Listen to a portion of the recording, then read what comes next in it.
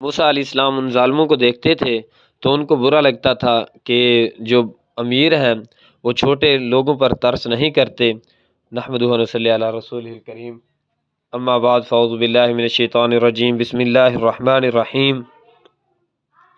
سامعین اکرام، کل موسیٰ علیہ السلام کے بچپن کا واقعہ بیان کیا تھا۔ آج اس کے بعد جب بڑے ہو گئے ان کو دیکھتے تھے تو ان کو کیا فیل ہوتا تھا۔ جب موسیٰ علیہ السلام جوان ہوئے تو اللہ تعالیٰ نے حکم اور علم عطا کیا۔ موسیٰ علیہ السلام نے ظالموں سے ناراض ہوتے تھے، انہیں پسند کرتے تھے، انہیں نہیں پسند کرتے تھے، کمزوروں اور مظلوموں سے محبت کرتے تھے اور ان کی مدد کرتے تھے، اور ہر نبی ایسا ہی کرتا ہے۔ ایک مرتبہ موسیٰ علیہ السلام فرعون کے شہر میں داخل ہوئے، لوگ کھیل کود میں مصروف تھے۔ انہوں نے دیکھا دو آدمی لڑ رہے ہیں، ایک بنی اسرائیل سے ہے اور دوسرا بنی اسرائیل کا دشمن قبطو سے ہے۔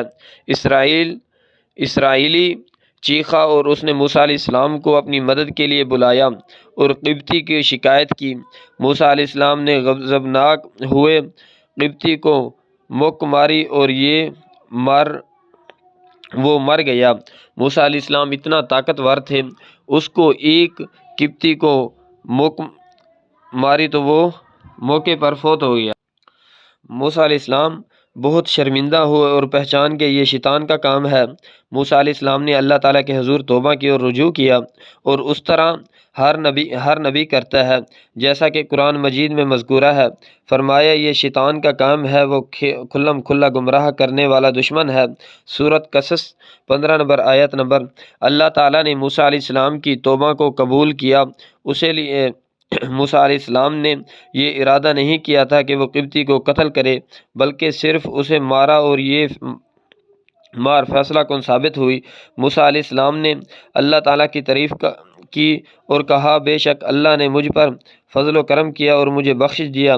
موسیٰ علیہ السلام نے کہا اے میرے رب، یہ احسان جو تو نے مجھ پر کیا ہے، اس کے بعد میں مجرموں کو ہرگز مدد نہیں کروں گا۔ سورۃ قصص 17 نمبر آیت۔ وہ شہر میں خوف زدہ ہوئے انتظار کرنے لگے اور ڈرنے لگے کہ کب فرعون کی پولیس آئے گی۔ ان کو آنکھیں اور چوٹی کے ناک ہیں۔ وہ خوف زدہ ہوئے اور انتظار کرنے لگ گئے، پولیس کب آئے گی، اسے جابر بادشاہ کے پاس لے جائے گی۔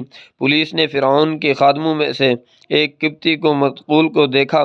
انہوں نے قتل کی تلاش کی کہ اس کو کس نے قتل کیا، اس کو کس نے مارا، جان پڑتال کی۔ یہ بات صرف موسیٰ علیہ السلام اور اسرائیلی ہی جانتا تھا۔ مقتول شہری کی گفتگو شغل بن گیا، ہر ایک اس کے بارے میں یہ باتیں کرتا تھا، کوئی بھی تو قتل کو نہیں جانتا۔ فرعون غضبناک ہوا اور اس نے پولیس سے کہا تم لازم اس قاتل کو تلاش کرو۔ پھر دوسرا دن ہوا، موسیٰ علیہ السلام اس اسرائیلی کو ایک دوسرے قبطی کے ساتھ لڑتا جھگڑتا دیکھا۔ اسرائیلی کو شرم نہ آئی، وہ چیخا اور چلایا اور اس نے موسیٰ علیہ السلام کو اپنی مدد کے لیے پکارا۔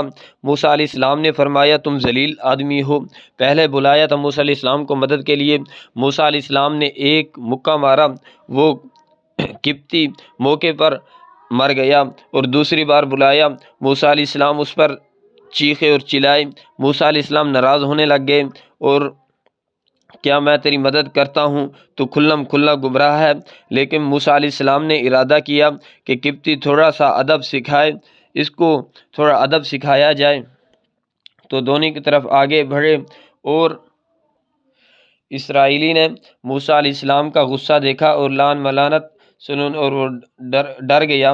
موسیٰ علیہ السلام اسے ماریں گے، اور یہ مار بھی فیصلہ کن ثابت ہوئے، جیسا کہ آپ نے قبطی کو مارا تھا اور وہ فیصلہ کن ثابت ہوئی تھی۔ اس نے موسیٰ علیہ السلام اس لیے وہ ڈر گیا تھا کہ موسیٰ علیہ السلام اتنی طاقت رکھتے ہیں کہ اس نے ایک اس کو مکہ مارا، وہ موقع پر ختم ہو گیا، وہ اس نے دیکھا ہوا تھا۔ پھر موسیٰ علیہ السلام سے وہ ڈر گیا، ایک دم ان کو پتہ چل گیا کہ قبطی کو کہ اس کو پہلے کو موسیٰ علیہ السلام نے مارا ہے۔ وہ قبطی نے جا کے فرعون کی پولیس اور فوج کو اطلاع کر دی کہ پہلے کو قاتل موسیٰ علیہ السلام نے کیا ہے، اور موسیٰ علیہ السلام ڈر گئے کہ اب فرعون حکم دے دے گا کہ موسیٰ کو قتل کر دو۔ موسیٰ علیہ السلام ڈرے اور اس ملک سے اللہ تعالیٰ کا خیال آیا، موسیٰ علیہ السلام کے ذہن میں خیال آیا، اللہ تعالیٰ نے وحی کی کہ آپ مدین کی طرف چلے جائیں۔ موسیٰ علیہ السلام نے رجوع کیا، اور رات کے وقت جب فرعون کی پولیس سو گئی تو پیچھے ادھر ادھر دیکھتے جا رہے ہیں اور مدین کی طرف جا رہے ہیں کہ مجھے کوئی پیچھے دیکھ نہ لے، کسی کو پتہ نہ چل جائے۔ وہاں جا رہے ہیں کہ اسرائیل اور مصر میں فرعون کا سارا غلبہ ہے، فرعون کی حکومت چلتی ہے، اسی طرف چلے جائیں، وہاں فرعون کا آپ پر ہاتھ نہیں پڑ سکے گا۔ وہاں گئے تو ایک کنویں پر سے گزرنے لگے تو مدین جب پہنچے تو آگے دیکھا ایک کنویں پر 2 لڑکیاں کھڑی ہیں، بکریوں والے پانی پلا رہے ہیں۔ جب موسیٰ علیہ السلام نے دیکھا تو ان سے پوچھنے لگے، آپ کیوں کھڑی ہیں لڑکیاں ہو کر، پانی پلائیں اور اپنے گھر جائیں۔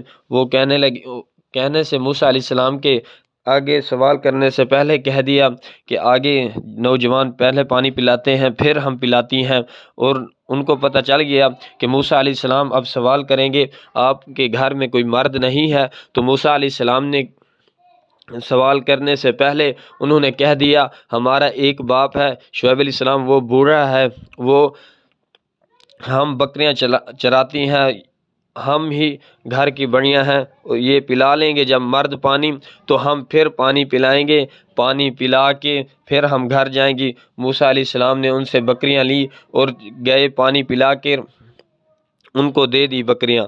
جب بکریاں ان کو دی تو وہ بہت جلد گھر چلی گئی، تو شعیب علیہ السلام نے دیکھا آج بیٹیاں پہلے پانی پلا کر آج تھوڑا پہلے آ گئی ہیں، تو ان کو تعجب ہوا کہ آج کس طرح یہ پہلے آ گئی ہیں، تو یہ تعجب سے ان سے پوچھنے لگ گئے کہ آج کیسا یہ کیا ہوا، آپ جلدی آ گئی ہیں، تھوڑا جلدی گھر آ گئی ہیں۔ تو وہ کہنے لگی ایک نوجوان شریف آدمی آیا، اس نے دیکھا ہم کھڑی تھی، اس نے کہا یہ بکریاں مجھے دے، میں پانی پلا دیتا ہوں، اس نے ہم پر احسان کیا، اس وجہ سے ہم گھر آ گئے۔ تو حضرت شعیب علیہ السلام کہتے ہیں پھر وہ کہاں ہے، وہ کہتے ہیں کوئی اجنبی تھا۔ پھر حضرت شعیب علیہ السلام نے کہا آپ کو اس طرح نہیں کرنا چاہیے تھا، اس کو آپ نے ساتھ لے آتی، ہم اس کا احسان کا بدلہ احسان دیتے۔ پھر اس نے کہا وہ اجنبی تھا، یہاں کا نہیں تھا۔ شعیب علیہ السلام نے ایک لڑکی کو، اپنی بیٹی کو بھیجا کہ آپ میں سے ایک جائے اس کو لے کر آئے۔ موسیٰ علیہ السلام نظریں جھکائے، بہت شریف اور دنا آدمی تھے، شرافت سے آئے اور شعیب علیہ السلام کے پاس آ گئے۔ 10 منٹ کا بیان ہو چکا ہے، انشاءاللہ کل اس سے آگے کی نشست ہوگی، موسیٰ علیہ السلام کی شادی کے بارے میں ہوگی انشاءاللہ۔ دعا کرتا ہوں جو کچھ میں نے بیان کیا اللہ تعالی مزید مجھ سے دین کا کام لے۔ وآخر دعوانا الحمدللہ رب العالمین۔